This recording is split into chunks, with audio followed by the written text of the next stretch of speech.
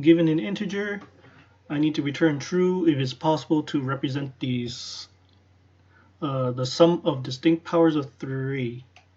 So keyword is distinct. That means each number, I cannot have multiple copies of the same powers of 3, because essentially I can make any number. If I have 3 to the 0 power, I can just add this as many times as I need to get the number I want. That's not the point. I can only have one of these, so only one of each power of 3s, and I need to see if I can make a number out of that. So let's see. I understand that my input is just an integer. Output is just a boolean. True if it can be made with a sum of distinct powers of 3s. Again, keyword distinct. So match.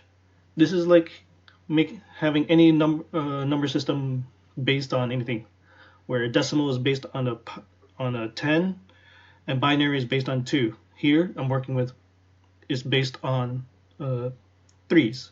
So I'm going to treat this like it was a binary problem. So it's very similar to like converting decimal to binary, and I'll be dividing. I'll just need to keep dividing by 3. So divide by let's see, integer division. So I need to do integer division by 3. I'm gonna need a while loop and modulus to find the remainders. So the plan is pretty simple. I just need to keep dividing. We'll keep finding the remainders. So let's see, I'll call this input num while this is greater than 0. I need to check if this input num modulus 3, the remainder, I need to check if it's greater than 1. If it is greater than 1, then I need to return false. Why is that? Because of, let's see, where can I explain? I'll just explain it here.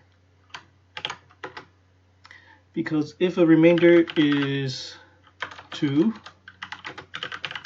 remainder is 2, I'm not going to get a larger remainder than that since I'm always dividing by 3. My remainder will always be 0, 1, and 2. So if the remainder is 2, that means I need 2 copies of something. That means I need 2, that means I'll possibly might need 3 to the power of 1 plus another 3 to the power of 1. That's what it means here. And then I can't have this. That's a no. So I need the remainder to be only 0s and 1s, and then that's when and if they're all 0s and 1s, that's when I can make the number using a sum of distinct powers of 3s. So I'm going to keep dividing. I need to keep dividing here. Integer division, and then the number will get smaller and smaller, and this while loop will break as soon as I reach 0.